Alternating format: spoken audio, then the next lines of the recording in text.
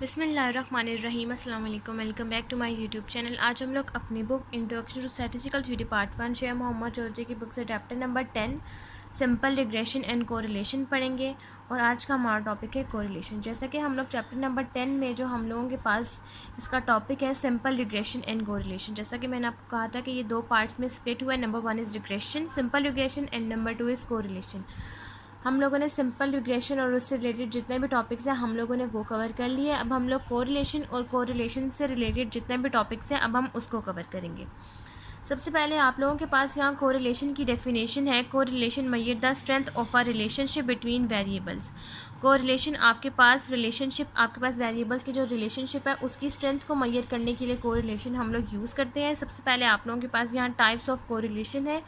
आपके पास 3 टाइप्स होती हैं कोरिलेशन की। Number 1 is positive correlation, number 2 is negative correlation, and number 3 is no correlation. सबसे पहले हम लोग नंबर 1 टाइप को डिस्कस करते हैं जो कि है पॉजिटिव कोरिलेशन। पॉजिटिव कोरिलेशन का मतलब है कि आपके पास जो वैल्यूज़ हैं वो आपके पास इंक्रीज़ होती हैं।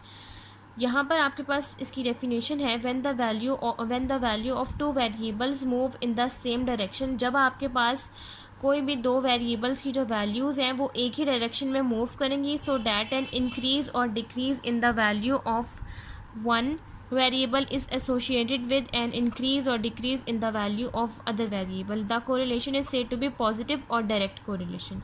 जब भी आपके पास दो वेरिएबल्स के जो बीच की जो वैल्यू है अगर आपके पास एक ही डायरेक्शन में मूव कर रही है और वो आपके पास या इंक्रीज़ हो रही है या डिक्रीज़ हो रही है, तो आपके पास दूसरे वेरिएबल की भी वैल्यू वो भी इंक्रीज़ होगी और डिक्रीज़ होगी उसी के साथ। फॉर एग्जांपल अगर आपके पास यहाँ दो वेरिएबल्स हैं और आप उन दो वेरिएबल्स को कहेंगे एक्स और वाई, अगर आपके पास एक्स की वैल्यू इंक्रीज़ या डिक्रीज़ हो रही है तो आपके पास वाई की वैल्यू भी इंक्रीज़ या डिक्रीज़ होगी। आपके पास यहाँ एग्जांपल है पॉजिटिव कोरिलेशन की, length of an iron bar will increase as the temperature increase.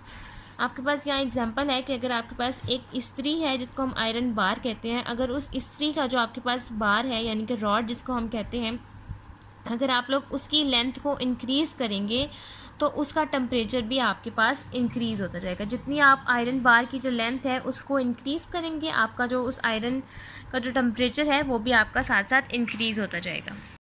Next आपके पास सेकंड टाइप है नेगेटिव कोरिलेशन। नेगेटिव कोरिलेशन की आपके पास स्टेटमेंट है when the value of two variables move in the different direction so that with an increase in the value of one variable the value of the other variable decrease, and with a decrease in the value of one variable the value of the other variable increase. The correlation is said to be negative और inverse. जब आपके पास किसी भी दो variables की जो values हैं वो डिफरेंट डायरेक्शन में मूव करेंगी। फॉर एग्जांपल अगर आपके पास वन वेरिएबल है उसकी वैल्यू इंक्रीज़ या डिक्रीज़ हो रही है, तो आपके अगर इंक्रीज़ हो रही है तो आपके पास जो दूसरा वेरिएबल है उसकी वैल्यू अगर फर्स्ट वाले की जो वेरिएबल एक्स है उसकी वैल्यू इंक्रीज़ हो रही है तो सेकंड वाले की जो वेरिएबल वाई है उसकी वैल्यू डिक्रीज़ होगी। अगर फर्स्ट वेरिएबल एक्स की वैल्यू डिक्रीज़ हो रही है तो सेकंड वेरिएबल जो वाई की है वो इंक्रीज़ हो जाएगी, ऑपोजिट हो जाएगा, क्योंकि इन्होंने कहा है ऑपोजिट डिफरेंट डायरेक्शन का मतलब है ऑपोजिट हो जाएगी। जो वैल्यू इंक्रीज़ हो रही है वो दूसरे वेरिएबल में डिक्रीज़ हो जाएगी और जो एक वेरिएबल में इंक्रीज़ हो रही है वो दूसरे वेरिएबल में डिक्रीज़ हो जाएगी। एग्जाम्पल है the volume of gas will decrease as the pressure increase. जब आप लोग किसी भी गैस का जो वॉल्यूम है वो डिक्रीज़ करेंगे यानी कि कम करेंगे तो जो उसका प्रेशर है वो उसका इंक्रीज़ होता जाएगा। थर्ड टाइप है आप लोगों के पास कोरिलेशन की नो कोरिलेशन। नो कोरिलेशन आपके पास यहाँ डेफिनेशन है जब आपके पास when two variables have no correlation. जब भी आपके पास किसी भी दो वेरिएबल्स एक्स वाई या कोई भी वेरिएबल्स में कोई कोरिलेशन नहीं होगा तो आप उसको कहेंगे it is the correlation is said to be no correlation, कि उन दो वेरिएबल्स में कोई कोरिलेशन नहीं है। यहाँ तक हम लोगों ने डिस्कस किया कोरिलेशन और उससे रिलेटेड टाइप्स को। नेक्स्ट अब हम लोग डिस्कस करते हैं कोरिलेशन कोफिशिएंट। कोरिलेशन कोफिशिएंट को बेसिकली अगर हम लोग पॉपुलेशन में डिस्कस करेंगे तो हम लोग उसको रो से डिफ़ाइन करेंगे, और अगर हम लोग कोरिलेशन कोफिशिएंट को सैम्पल में डिस्कस करेंगे तो हम उसको स्मॉल आर से डिफ़ाइन करेंगे। आप लोगों के पास यहाँ कोरिलेशन कोफिशिएंट की डेफिनेशन है a descriptive measure of the degree of the linear relationship between X and Y. जब आपके पास किसी भी दो वेरिएबल्स में आपके पास लीनियर रिलेशनशिप होगा तो आप उसको कोरिलेशन कोफिशिएंट कहेंगे। और कोरिलेशन कोफिशिएंट को आप Pearson product measure of correlation coefficient भी कह सकते हैं या फिर आप लोग सिंपल कोरिलेशन कोफिशिएंट भी कह सकते हैं। कोरिलेशन कोफिशिएंट के आपके पास बहुत सारे नाम हैं, वो आगे चल के मैं आपको बताती हूँ। नेक्स्ट है आपके पास प्रॉपर्टीज़ ऑफ कोरिलेशन कोफिशिएंट। ये जितने भी मैं आपको टॉपिक्स पढ़ा रही हूँ, correlation, types of correlation, correlation coefficient या फिर प्रॉपर्टीज़ ऑफ कोरिलेशन कोफिशिएंट, जिसको हम लोग स्मॉल आर कहते हैं, ये आप लोगों के पास बहुत इंपॉर्टेंट टॉपिक है, ख़ास तौर पर इसकी प्रॉपर्टीज़ आप लोग यहाँ साइड पर लिख भी लें कि ये बहुत इंपॉर्टेंट है। ये आपको कोरिलेशन का जब भी आपको पेपर में क्वेश्चन आएगा, आपके पास लाजमी प्रॉपर्टीज़ पूछी जाएंगी, या तो प्रॉपर्टीज़ ऑफ रिग्रेशन पूछा जाएगा या फिर आपके पास प्रॉपर्टीज़ ऑफ कोरिलेशन कोफिशिएंट, ये आपके पास लाजमी पेपर में सवाल आते हैं। या आप लोगों ने थ्योरी के अकॉर्डिंग इसको याद कर लेनी है। मैंने बहुत आसान लफ्ज़ों में यहाँ सिर्फ 6 प्रॉपर्टीज़ लिखी हैं, आप लोग यही याद कर लें। नंबर 1 प्रॉपर्टी है द कोरिलेशन कोफिशिएंट, जिसको हम लोग स्मॉल आर भी कहते हैं। It's is symmetrical with respect to X and Y, that is R X Y is equal to R Y x.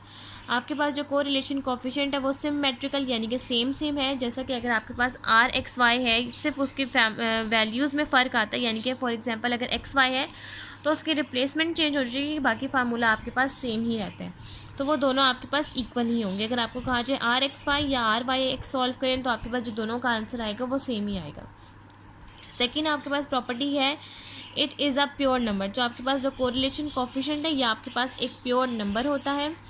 Third आपके पास प्रॉपर्टी है it is independent of change of origin of it is independent of change of origin and scale. ये आपके पास change of origin और change of scale से independent होता है, यानी कि आज़ाद होता है। जैसे कि आपके पास आर एक्स वाई आए तो वो आपके पास आर यू वी के इक्वल है। फॉर एग्जांपल अगर आप लोगों के पास आर एक्स वाई है, जिसका आपके पास फार्मूला है N summation X Y minus summation X और summation Y divided by under root of, ये आपके पास कोरिलेशन कोफिशिएंट का फार्मूला होता है N summation X square minus summation X का whole square, N summation Y square minus summation Y का whole square. तो आप लोगों ने क्या करना है कि जहाँ जहाँ एक्स है वहाँ वहाँ आपने यू लिख लेना है और जहाँ जहाँ वाई है वहाँ वहाँ आपने वी लिख लेना है। इससे आपके पास कोई फ़र्क नहीं पड़ेगा, सिर्फ आप लोगों के पास वैल्यूज़ और आंसर सेम आएगा। सिर्फ आपने क्या करना है कि एक्स की जगह पर यू कर देना और वाई की जगह पर वी, बाकी आपके पास आंसर सेम ही रहेगा। इन्होंने यहाँ पर यही बात की हुई है कि आप लोगों के पास जो आर एक्स वाई है वो आर यू वी के इक्वल आएगा।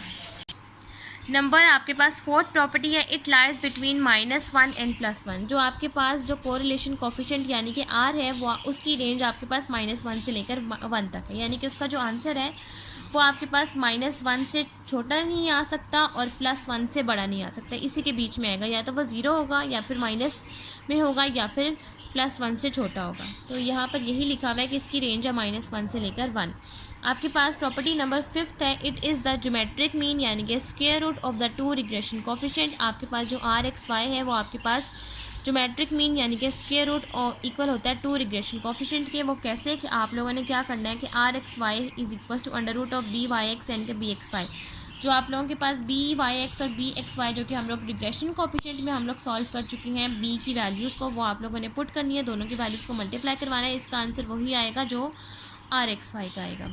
नंबर 6 और लास्ट प्रॉपर्टी है इट इज़ ज़ीरो। अगर ये आपके पास ज़ीरो आ जाए यानी कि आर की वैल्यू ज़ीरो हो जाए when one of the variable x और वाई इज़ कांस्टेंट, तो इसका मतलब ये है कि आपके पास कोई एक वेरिएबल या एक्स या वाई, वो एक वेरिएबल आपके पास कोई एक कांस्टेंट होगा। ये आपके पास डिस्कस कर ली हमने प्रॉपर्टीज़ ऑफ कोरिलेशन कोफिशिएंट। अब नेक्स्ट हम लोग कोरिलेशन कोफिशिएंट से रिलेटेड एग्जांपल्स को स्टार्ट करते हैं। एग्जाम्पल्स को स्टार्ट करने से पहले सबसे पहले मैं आपको कोरिलेशन कोफिशिएंट के बारे में बता दूं। जैसा कि मैं आपको कह रही हूं कि मैं आपको कोरिलेशन कोफिशिएंट को हम लोग Pearson product movement of correlation coefficient भी कहते हैं। यहाँ पर मैंने यही बात लिखी हुई है कि आप कोरिलेशन कोफिशिएंट को coefficient of correlation, correlation coefficient, Pearson product movements कहें या फिर टोटल कोरिलेशन कहें, इसके बहुत सारे नाम हैं। अगर फॉर एग्जांपल आपको क्वेश्चन में कहा जाए कि आपने टोटल कोरिलेशन फाइंड आउट करनी है, पेयरसन प्रोडक्ट अप्लाई करना है, कोफिशिएंट ऑफ कोरिलेशन अप्लाई करना है या कोरिलेशन कोफिशिएंट अप्लाई करना है, तो आपने एक ही चीज़, उन्होंने आपको एक ही चीज़ फाइंड आउट करने के लिए दी हुआ है, तो आपने एक ही फार्मूला अप्लाई करना है। यहाँ पर आपको लिखा हुआ है the population correlation coefficient denoted by P. जब आपके पास पॉपुलेशन की बात हो जाए कोरिलेशन कोफिशिएंट में तो आप उसको डिनोट करेंगे रॉ से। ये पी नहीं है बल्कि रॉ है, इसको हम लोग रॉ कहते हैं। रॉ से इसको डिफाइन करेंगे जिसका आपके पास फार्मूला है को variance of X comma Y divided by variance of X और वेरिएंस ऑफ वाई। लेकिन हम लोगों के पास कोरिलेशन में हम लोगों के पास सिर्फ सैम्पल डेटा आता है, पॉपुलेशन डाटा नहीं आता, लेकिन ये आपको समझाने के लिए मैं बता रही हूँ। और जब आप लोगों के पास सैम्पल डाटा होगा जो कि बेसिकली हम लोगों के पास आता ही सैम्पल है, तो आप लोगों के पास जो कोरिलेशन कोफिशिएंट है उसको हम लोग डिफाइन करेंगे स्मॉल आर से। और स्मॉल आर आपके पास इक्वल होता है N summation X Y minus summation X summation Y divided by under root of N summation X square minus summation X का whole square multiply by N summation Y square minus summation Y का square. यहाँ जो हम लोगों ने यहाँ तक सिर्फ इस चीज़ को ख़त्म कर लें तो आपके पास ये वाली जो चीज़ बनी है ये हम लोग बी यानी कि रिग्रेशन में हम लोग पढ़ चुके हैं। ये आपके पास रिग्रेशन का फार्मूला है। सेम इसमें क्या ऐड हुआ है, इसमें सिर्फ ये ऐड हुआ है कि इसमें N summation Y square minus summation Y का होल स्क्वायर ऐड हुआ है और अंडर रूट, बाकी सब चीज़ें आपके पास सेम है। यहाँ तक हम लोगों ने correlation, types of correlation, correlation coefficient और प्रॉपर्टीज़ ऑफ कोरिलेशन कोफिशिएंट का इंट्रोडक्शन पढ़ लिया। अब नेक्स्ट हम लोग कोरिलेशन कोफिशिएंट से जितने भी एग्जांपल है, एग्जांपल नंबर 10.5 टू 10.9 हम लोग वो डिस्कस करते हैं। अब हम लोग एग्जांपल नंबर 10.5 को सॉल्व कर लेते हैं। नेक्स्ट हम लोगों ने एग्जांपल सॉल्व करनी है एग्जांपल नंबर 10.5 जो कि पेज नंबर, बुक के पेज नंबर पे है 407 के ऊपर ये एग्जांपल है, जिसके आपके पास स्टेटमेंट है calculate the product movement coefficient of correlation between X and Y from the following data. आप लोगों ने product movement coefficient of correlation find out करनी है एक्स और वाई की। आपके पास फॉलोइंग डेटा यानी कि एक्स की वैल्यूज़ हैं 1 2 3 4 5, वाई की वैल्यूज़ हैं 2 5 3 8 7। आप लोगों ने यहाँ पर product movement coefficient of correlation यानी कि Pearson product movement of correlation coefficient apply करना है। अब हम लोग एग्जाम्पल नंबर 10.5 को स्टार्ट करते हैं। Pearson product movement correlation coefficient का आपके पास फार्मूला है N summation X square minus summation X summation Y divided by under root of N summation X square minus summation X का whole square multiply by N summation Y square minus summation Y का whole square. अब इस फार्मूले के according सबसे पहले आपने क्या करना है कि आपको यहाँ से चाहिए समीशन एक्स और समीशन वाई का सम, जो कि हम लोग कर चुके हैं, जो कि है 15 और 25। अब नेक्स्ट आपने क्या करना है कि आपको चाहिए समीशन एक्स स्क्वायर यानी कि एक्स की वैल्यूज़ का स्क्वायर, आपने उसका सम कर लेना है, वाई की वैल्यूज़ का स्क्वायर उसका सम आपने कर लेना है, और एक्स और वाई को आप मल्टीप्लाई करवाएंगे उसका सम, और एन है आपके पास 5, क्योंकि जितनी वैल्यूज़ आपके पास हैं जिस तरह ये 1 2 3 4 5 ये टोटल आपके पास 5 वैल्यूज़ हैं, तो यहाँ से एन आपके पास आ जाएगा 5। अब ये पूरी कंप्लीट करके पूरा सॉल्व करके फिर मैं आपको दिखाती हूँ। एग्जाम्पल नंबर 10.5 में आपने सारी वैल्यूज़ का सम कर लेना है, एक्स स्क्वायर का सम कर लेना है और आंसर आ जाएगा 55, वाई स्क्वायर लिख लेना है, उसका सम करना है 151, एक्स और वाई की वैल्यूज़ को मल्टीप्लाई करना है, सम आ जाएगा 88। फार्मूले में आप सारी वैल्यूज़ पुट करेंगे, इसको सॉल्व करेंगे और आपके पास आर यानी कि Pearson product movement coefficient of correlation का आंसर आ जाएगा आर इज इक्वल टू 0.8062। यहाँ तक आप लोगों के पास एग्जाम्पल नंबर 10.5 कंप्लीट हो गया। नेक्स्ट अब हम लोग सॉल्व करते हैं एग्जाम्पल नंबर 10.6। नेक्स्ट अब हम लोगों ने अप्लाई करना है एग्जाम्पल नंबर 10.6, जिसके आपके पास स्टेटमेंट है calculate the coefficient of correlation between the values of X and Y given below. आप लोगों ने कैलकुलेट करना है कोफिशिएंट ऑफ कोरिलेशन, वही वाला फार्मूला जो अभी हम लोग सॉल्व कर चुके हैं एक्स और वाई की वैल्यूज़ के अकॉर्डिंग। अब एग्जाम्पल नंबर 10.6 का सोल्यूशन स्टार्ट करती हूँ, सेम आप उसी मेथड से करेंगे। अब ये पूरा सॉल्व करके फिर मैं आपको दिखाती हूँ।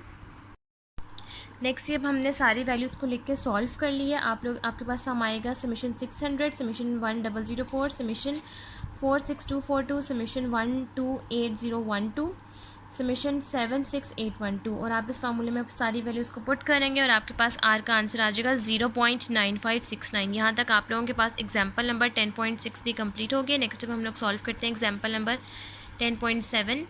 एग्जाम्पल नंबर 10.7 के आपके पास स्टेटमेंट है if B I J is the regression coefficient of X I and X J then calculate of the product moment coefficient of correlation in each case given. Part 1 B12 is equal to -0.1, part 2 is equal to -0.4, part 2 में है B13 की value 0.27, B21 की 0.6, और part 3 में आपके पास B23 की value है 0.67 और B32 की वैल्यू है 0.38। जैसा कि मैंने आपको बताया था कि आप लोगों ने यहाँ पर रिग्रेशन कोफिशिएंट्स आपके पास दिए हैं और आप लोगों ने यहाँ कोरिलेशन ऑफ कोफिशिएंट यानी कि स्मॉल आर फाइंड आउट करना है। आर के लिए आपको मैंने फार्मूला बताया था R is equal to under root of B X Y multiply by B Y X, वही वाला फार्मूला आपने अप्लाई करना है। दोनों वैल्यूज़ को मल्टीप्लाई करके अंडर रूट ले लेना है जस्ट, और आप लोगों ने ये बताना है कि ये पॉजिटिव है वैल्यूज़, नेगेटिव है, या आपके पास पॉजिटिव कोरिलेशन है, नेगेटिव कोरिलेशन है, या कोई रिलेशन नहीं है। ये तीनों चीज़ें आप लोगों ने बतानी है इन तीनों पार्ट्स में। अब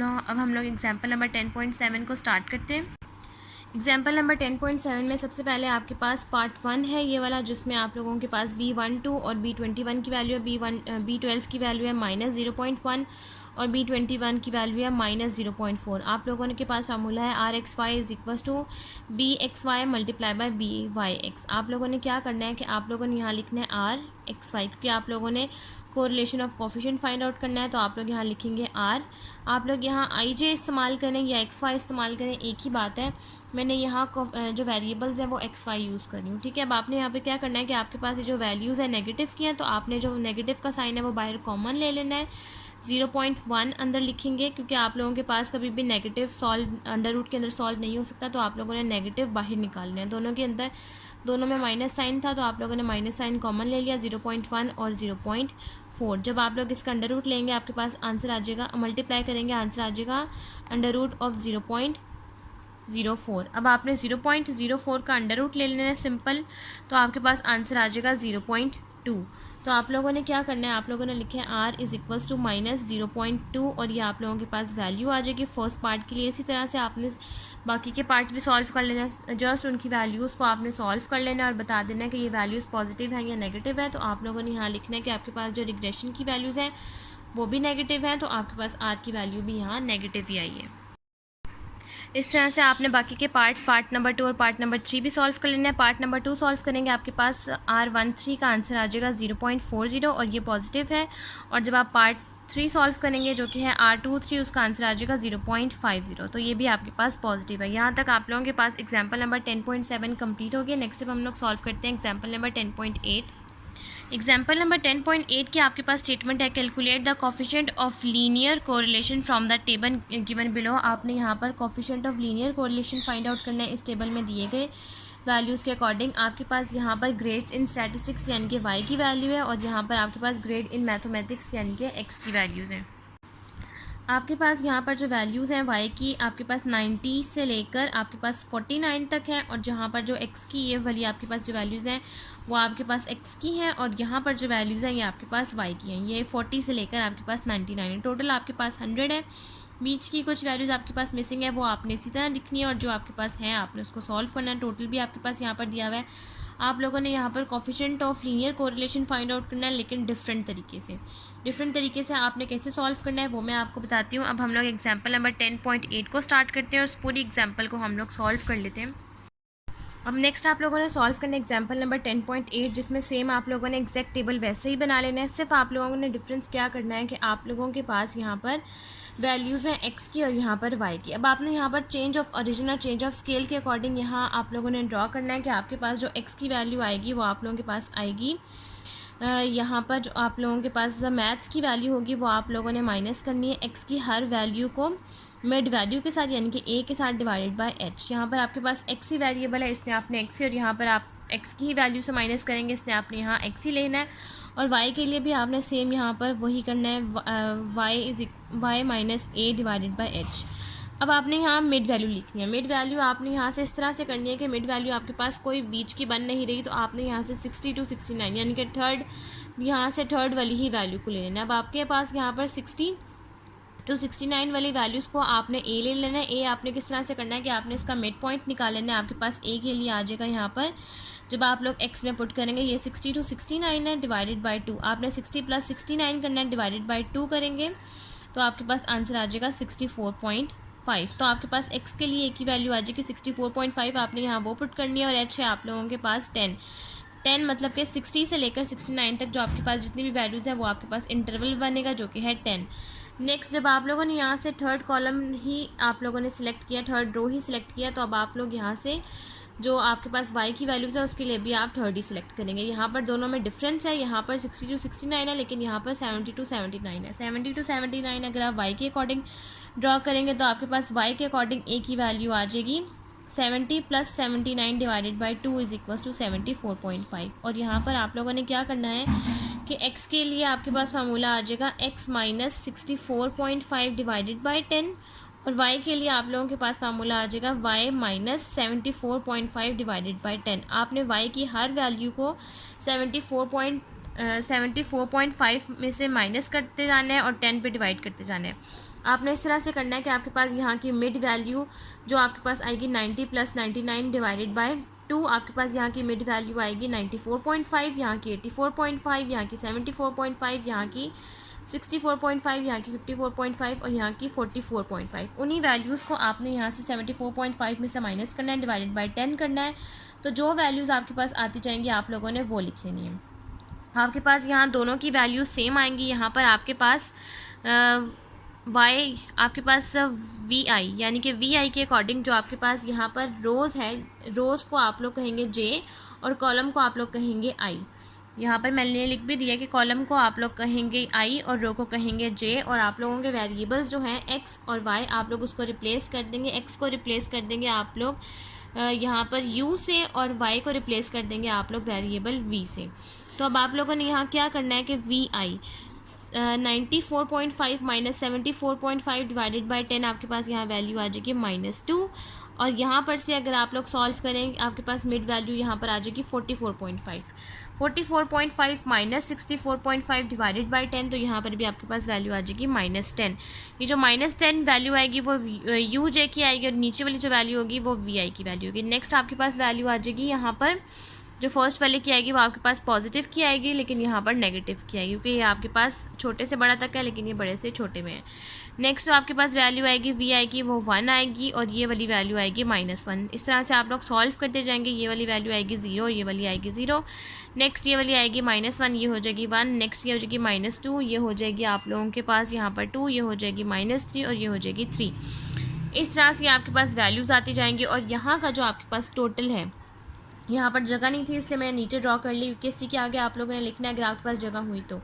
यहाँ का जो टोटल है ये आपके पास वैल्यूज़ का जो टोटल है ये आप लोगों के पास y का बनेगा, तो ये आप लोगों के पास बन जाएगा एफ आई डॉट। आप लोग इसको एफ आई डॉट से लिखेंगे, और यहाँ की वैल्यूज़ का जो सम है वो आपके पास बन जाएगा ये यहाँ पर एफ डॉट जे, क्योंकि एक्स को आप लोगों ने वो आपके पास रोज़ में है उसको आप जे से लिखेंगे, तो आप लोगों के पास एफ डॉट जे यानी कि फ्रिक्वेंसी ऑफ डॉट जे, और ये आपके पास रो है तो ये आपके पास कॉलम का आ जाएगा आई डॉट। तो आप लोगों ने सारी फ्रिक्वेंसीज लिख लेनी है। अब नेक्स्ट आप लोगों ने यहाँ पर क्या करना है कि आप लोगों ने यहाँ पर जो सारी वैल्यूज़ हैं हम लोग उसको फर्दर सॉल्व करते हैं। सबसे पहले आप लोगों ने सारी वैल्यूज़ को ऐड करना है। इसका आंसर और इसका आंसर दोनों का आंसर मैच करा, दोनों का आंसर आपके पास 100 है।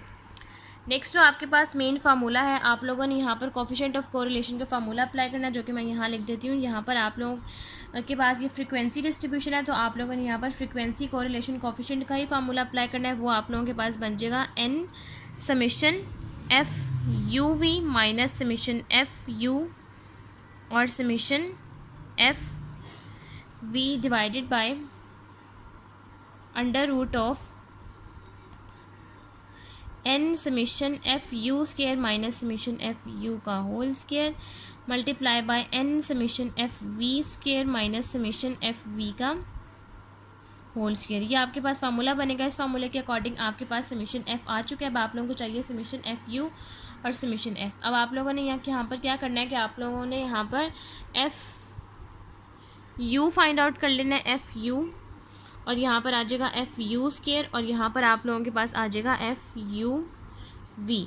और जो आप लोगों के पास u है वो आप लोगों के पास j के अकॉर्डिंग है, तो आप लोग यहाँ पर लिखेंगे j j j और j, और यहाँ पर u आपके पास j है और v आपके पास i है आप लोगों ने, और f आपके पास आ जाएगा i j। और यहाँ पर जब आप लोग कॉलम बनाएंगे वो आप लोगों ने i के अकॉर्डिंग यानी कि y की वैल्यूज़ के अकॉर्डिंग बनाना है, तो वो आप लोगों के पास आ जाएगा एफ वी आई, यहाँ आ जाएगा एफ वी आई स्केयर, और यहाँ थर्ड कॉलम आ जाएगा एफ आई जे, क्योंकि वो आप लोगों के पास दोनों का आ जाएगा फ्रीक्वेंसी वी आई होगा और यू जे होगा। अगर आप वी आई पहले लिखे और यू जे बाद में लिखे इससे कोई फ़र्क नहीं पड़ता। अब सबसे पहले आप लोगों ने क्या करना है कि आपने यहाँ से आप चाहें तो ये वाला सॉल्व कर लें या फिर ये वाला, हम सबसे पहले ये वाला सॉल्व कर लेंगे। आपने फ्रीक्वेंसी को यू जे की वैल्यूज़ के साथ मल्टीप्लाई करवाना है। मल्टीप्लाई आपने इस तरह से करवाना है कि आपने यहाँ से 7 को मल्टीप्लाई करवाना है वी 7 को मल्टीप्लाई करवाना है आपने यहाँ से यू जे की वैल्यू के साथ। यू जे है आपके पास -2, तो 7 को जब आप लोग 2 से मल्टीप्लाई करवा देंगे ये आप लोगों के पास आ जाएगा -14। नेक्स्ट 15 को आप लोगों ने यू जे की वैल्यू यानी कि -1 के साथ मल्टीप्लाई करवाना है, ये हो जाएगा आप लोगों के पास -15। नेक्स्ट आप लोग 25 को 0 से मल्टीप्लाई करवा देंगे, ये हो जाएगा 0। नेक्स्ट 23 को 1 के साथ ये आ जाएगा 23। नेक्स्ट 20 को आप 2 से मल्टीप्लाई करवा देंगे, ये हो जाएगा 40। नेक्स्ट 10 को 3 से मल्टीप्लाई करवा देंगे, ये 3। यहाँ इसका सम कर लेंगे। नेक्स्ट आपने क्या करना है कि आपने इसी फ्रिक्वेंसी को -2 आप 2 का स्क्वायर ले लेंगे तो वो हो जाएगा 4।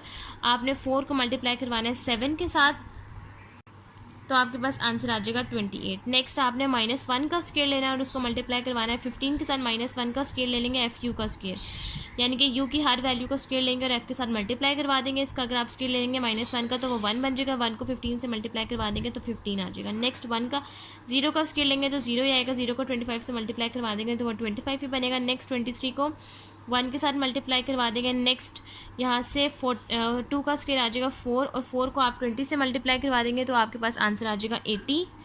नेक्स्ट 3 का स्क्वायर हो जाएगा 9, और 9 को 10 से मल्टीप्लाई करवा देंगे तो आपके पास आंसर आ जाएगा 90, और आप इसका भी यहाँ से सम कर लेंगे। नेक्स्ट आपने क्या करना है कि आपने यहाँ लिखना है frequency of F I J, U J और वी आई। एफ आई जे का मतलब है कि आप लोगों के पास जो वैल्यू आए फर्स्ट आई की वो हो आप लोगों के पास यहाँ पर कॉलम के अकॉर्डिंग, और जे की वैल्यू हो रो के अकॉर्डिंग, उसकी फ्रीक्वेंसी आप लोगों ने लिखनी है। उसके बाद आपने यू जे की वैल्यू जो कि यहाँ से आएगी और वी आई की वैल्यू वो भी आपके पास यहाँ से आएगी, उसको आप लोगों ने मल्टीप्लाई करवाते जाना है तो उसकी भी वैल्यूज़ आपके पास यहाँ पर आती जाएंगी। एफ आई जे, यू आई और वी जे के लिए मैं आपको यहाँ पर समझाती हूँ कि आप यू जे है आपके पास और वी आई है, उसके लिए आपने करना क्या है मैं आपको नीचे समझा देती हूँ। एफ आई जे, यू आपके पास आई है, यू आपके पास जे है और वी आपके पास आई है। उसके लिए आपने क्या करना है कि आपने दोनों की फ्रीक्वेंसी लिखनी है आई और जे की। दोनों की फ्रीक्वेंसी आप लोगों ने इस तरह से लिखनी है कि आपके पास जो मिड में फ्रीक्वेंसी मेंशन होगी आप लोगों ने वो लिखनी है।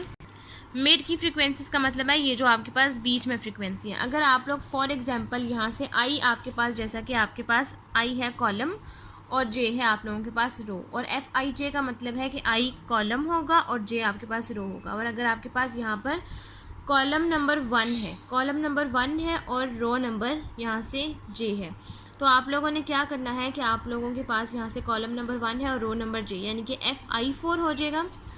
आप लोगों ने यहाँ लिखना है एफ आई के अकॉर्डिंग हो जाएगा कॉलम, कॉलम आप लोगों के पास आ जाएगा 1 और रो के अकॉर्डिंग आप लोगों के पास आ जाएगा 4, और यू आप लोगों के पास बन जाएगा, जे आपके पास आ जाएगा 4 और वी आप लोगों के पास आ जाएगा 1। आपने उसकी वैल्यू लिखनी है। V4 का मतलब है कि जो भी वैल्यू आपके पास यहाँ पर रो के अकॉर्डिंग होगी वो, और VI का मतलब है कि जो भी वैल्यू आपके पास कॉलम में आ रही होगी वो, और F14 का मतलब है कि जो भी वैल्यू आपके पास मिड में आ रही है। मिड में मतलब कि जैसा कि यहाँ पर 2 आ रहा है आपने वो लिखना है। अब U4 की वैल्यू आप लोगों ने यहाँ से देखनी है। U4 की वैल्यू आपके पास कौन सी है, वो है यहाँ से आप लोगों के पास 1, और U4 की वैल्यू आप लोगों के पास 1 है, और V1 की वैल्यू है आप लोगों के पास यहाँ से 2, 1 और ये वाला 2। आपने इन सारी वैल्यूज़ को यहाँ लिख लेना है। सबसे पहले लिखना है 2, नेक्स्ट V4 की वैल्यू है आप लोगों के पास 1, नेक्स्ट V1 की वैल्यू है आप लोगों के पास 2, तो इसका आंसर आ जाएगा आप लोगों के पास 4।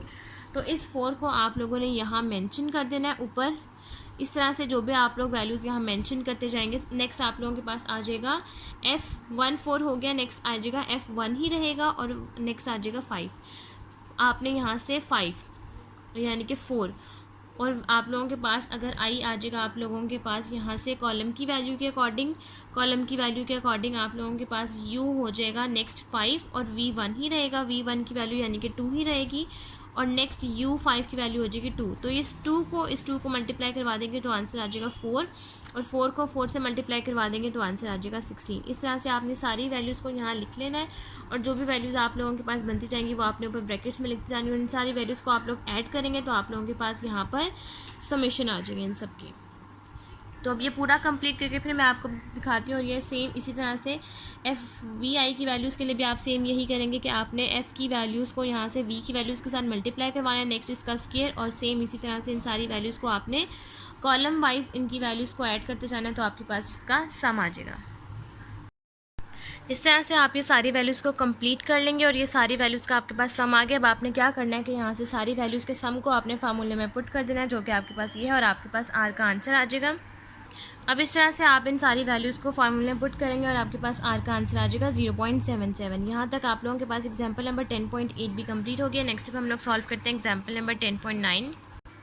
एग्जाम्पल नंबर 10.9 की आपके पास यहाँ स्टेटमेंट है पार्ट ए की, correlation between X and Y is R. आपके पास कोरिलेशन है एक्स और वाई दो वेरिएबल्स का, जिसको आप आर कहेंगे। Show that the correlation between A X and B Y is -r and +r and -r according as a and b have the same और डिफरेंट साइंस। आप लोगों ने क्या करना है कि आप लोगों ने यहाँ से कोरिलेशन फाइंड आउट कर लेना है ए एक्स और बी वाई का, जहाँ से आप लोगों के पास आर की वैल्यू प्लस आर की वैल्यू नेगेटिव आर की वैल्यू आ जाएगी। और पार्ट बी आप लोगों ने सॉल्व करना है कि आप लोगों ने कोरिलेशन फाइंड आउट करना है एक्स और वाई का, जिसका जो कि कनेक्ट हो रहा है इस इक्वेशन के अकॉर्डिंग, जो कि है ए x plus B Y plus C is equal to 0। अब हम इस पूरी एग्जाम्पल को स्टार्ट करते हैं और सॉल्व कर लेते हैं।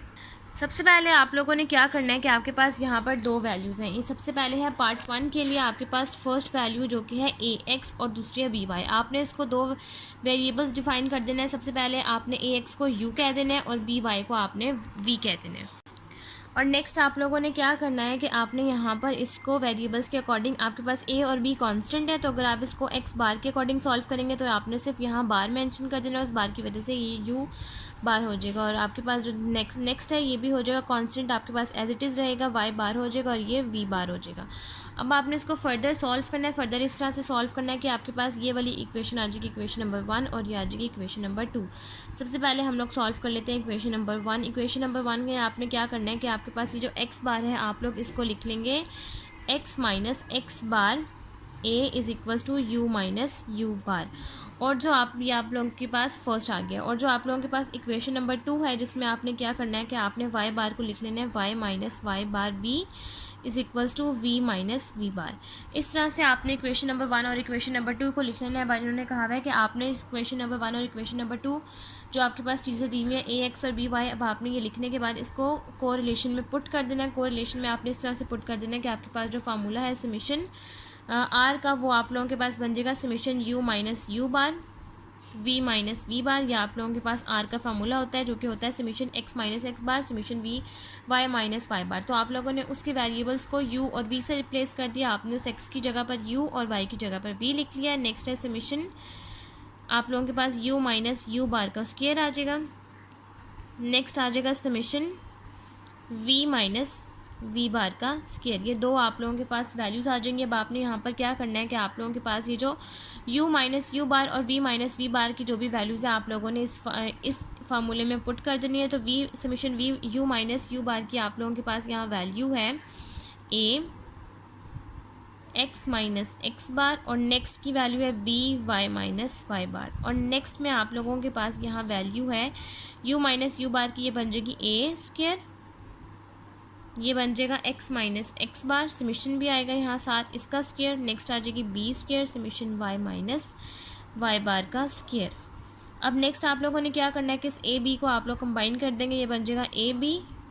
यह आ जाएगा आप लोगों के पास यहाँ समीशन, ये समीशन है आप लोगों के पास, ये भी समीशन है, तो आप लोगों ने कंबाइन कर देना है। आ जाएगा a b summation x minus x bar Y minus Y bar. यहाँ से आप लोगों ने क्या करना है कि a b का आप लोग अंडर रूट सेपरेट कर लेंगे। ये आ जाएगा ए स्क्वायर बी स्क्वायर, आप लोग इसके कटिंग कर देंगे। ये सिंपल ए भी आप लोगों के पास बाहर आ जाएगा और इसके ऊपर भी आप लोग अंडर रूट सेपरेट कर देंगे। ये आ जाएगा summation x minus x bar का square summation Y minus Y bar का स्क्वायर।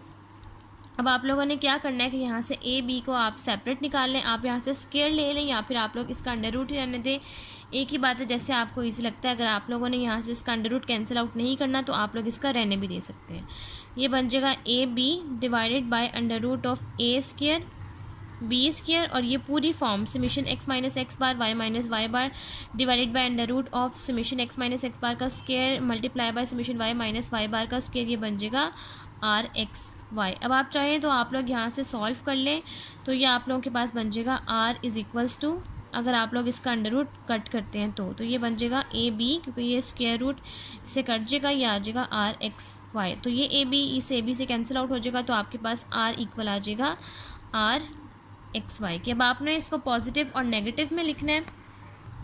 आपने यहाँ पर आर प्लस के बारे में लिखना है, यानी कि आर पॉजिटिव, या फिर आप इसको पॉजिटिव आर भी कह सकते हैं। पॉजिटिव आर के बारे में आपने ये लिखना है कि आपके पास जो कांस्टेंट वैल्यूज़ हैं ए और बी, अगर उनके साइंस जो हैं आपके पास सेम रहेंगे तो ये आपके पास पॉजिटिव आर रहेगा, और अगर आपके पास ए और बी के जो साइन हैं वो आप लोगों के पास डिफरेंट हो जाएंगे तो ये आप लोगों के पास नेगेटिव आर आ जाएगा। यहाँ तक आप लोगों के पास फर्स्ट पार्ट सॉल्व हो गया। अब नेक्स्ट हम लोगों ने सॉल्व करना है सेकंड पार्ट। सेकंड पार्ट में आप लोगों ने क्या करना है कि आप लोगों के पास इक्वेशन दे दी गई है जो कि है ए x plus B Y plus C is equals to 0। ये आप लोगों के पास इक्वेशन दे दी गई है। अब इस इक्वेशन के अकॉर्डिंग आप लोगों को यहाँ पर कोरिलेशन फाइंड आउट करना है। कोरिलेशन आप लोगों ने इस तरह से अप्लाई करना है कि अब आपने इस इक्वेशन को एक्स बार, जैसे कि हमने पहली इक्वेशन को एक्स बार में लिखना, आपने इसको भी लिखना है, तो ये बन जाएगा ए x bar plus B Y बार, और ये कांस्टेंट खत्म हो जाएगा, ये आ जाएगा इज इक्वल्स टू 0। इसको भी सेम आप उसी तरह से लिखेंगे, X minus x bar plus B Y minus Y bar is equals to 0। अगर आपने यहाँ से summation Y minus Y bar निकालना है, वाई माइनस वाई बार निकालना है, तो आप लोग इस तरह से निकालेंगे, ये बन जाएगा बी वाई माइनस वाई बार, और ये आप दूसरी तरफ ले जाएंगे, ये आ जाएगा माइनस ए एक्स माइनस एक्स बार, और यहाँ से आप b को नीचे डिवाइड कर देंगे, ये बन जाएगा आप लोगों के पास, मैं नीचे लिख देती हूँ y minus Y bar is equals to minus a, ये b यहाँ नीचे आके डिवाइड हो जाएगा x माइनस एक्स बार। ये आप लोगों के पास यहाँ पर इक्वेशन आ गई। अब जहाँ पर आप लोगों के पास y माइनस वाई बार आएगा, आप उस जगह पर ये इक्वेशन पुट कर देंगे। आपके पास जो फार्मूला है r का वो होता है summation x minus x bar y minus Y bar divided by under root of n summation x minus x bar का स्क्वायर, n नहीं आता। नेक्स्ट आता है आप लोगों के पास यहाँ पर summation y minus Y bar का स्क्वायर, ये आप लोगों के पास फार्मूला है। अब आप लोगों ने क्या करना है कि जहाँ पर आपके पास y माइनस वाई बार है, उस जगह पर आप ये फॉर्म पुट कर देंगे। सबसे पहले आप पुट करेंगे, आ जाएगा summation x minus x bar, next आ जाएगा यहाँ पर minus A divided by b x minus x bar. ये वाला x माइनस एक्स बार और ये वाला x माइनस एक्स बार मल्टीप्लाई होकर summation x minus x bar square हो जाएंगे, और ये आ जाएगा summation x minus x bar का स्क्वायर। नेक्स्ट आ जाएगा यहाँ पर a स्क्वायर बन जाएगा, b स्क्वायर बन जाएगा, और माइनस यहाँ पर आप लोगों के पास ख़त्म हो जाएगा, क्योंकि माइनस अगर आप लोग अप्लाई करेंगे स्क्वायर के साथ तो वो ख़त्म हो जाएगा। तो ये आ जाएगा summation x minus x bar का स्क्वायर। अब आप लोगों ने यहाँ पर क्या करना है कि आप लोग इसको फर्दर सॉल्व करेंगे, ये आ जाएगा minus A divided by B. अब आप लोग इसको कंबाइन कर देंगे, ये बन जाएगा summation x minus x bar का स्क्वायर। डिवाइड करेंगे यहाँ से सेम उसी तरह से आप लोग ए स्क्वायर बी स्क्वायर को बाहर रहने दें, या फिर आप इसको अंडर रूट से कैंसिल आउट कर दें, ये आप लोगों की मर्ज़ी है। नेक्स्ट आपने क्या करना है कि आपके पास ये बन जाएगा summation x minus x bar का पार 4, ये स्क्वायर और ये स्क्वायर मल्टीप्लाई हो जाएगा 4। अब आपने इसको बाहर लेकर आना है, बाहर लेकर आने का मतलब है कि आपने इसके ऊपर से अंडर रूट अप्लाई करना है, ये बन जाएगा minus A divided by b summation x minus x bar का स्क्वायर डिवाइडेड बाय, या आप लोगों के पास ये ऐसे रहेगा a square divided by b square, और यहाँ पर जो आपके पास है summation x minus x bar का 4, तो आप लोग इसके अंडर रूट से कैंसिल आउट करेंगे, तो ये सिर्फ स्क्वायर अंडर रूट से कैंसिल आउट हो जाएगा, एक स्क्वायर आप लोगों के पास पीछे रहेगा। आर आ जाएगा minus a divide by b summation x minus x bar का square divided by under root of a square divided by B square summation x minus x bar का स्क्वायर। ये आपके पास कैंसिल आउट हो जाएगा, और आपके पास आर का answer आ जाएगा minus A divided by B divided by A square divided by B square. यहाँ तक आप लोगों के पास आर भी आ गया है। बी पार्ट में सेम आप उसी तरह से लिखेंगे कि आप लोगों के पास आर पॉजिटिव तब होगा जब आप लोगों के पास ए और बी सेम साइंस होंगे, और आर नेगेटिव तब होगा जब आपके पास ए और बी ऑपोजिट यानी कि डिफरेंट साइन होंगे। यहाँ तक आप लोगों के पास एग्जाम्पल नंबर 10.9 और कोरिलेशन का टॉपिक भी यहाँ तक कंप्लीट हो गया है। नेक्स्ट वाली वीडियो में हम लोग कोरिलेशन से डिफरेंट टॉपिक डिस्कस करेंगे। आज की वीडियो यहीं तक कंप्लीट होती है। अगर आपको मेरी आज की वीडियो अच्छी लगे तो मेरी वीडियो को लाइक करें, शेयर करें, मेरे चैनल को सब्सक्राइब करें, और साथ में बने बेल आइकन को भी प्रेस कर दें ताकि आपको मेरी आने वाली वीडियोज़ की नोटिफिकेशन सबसे पहले मिलती रहे। आज की वीडियो के लिए थैंक यू। अल्लाह हाफिज़।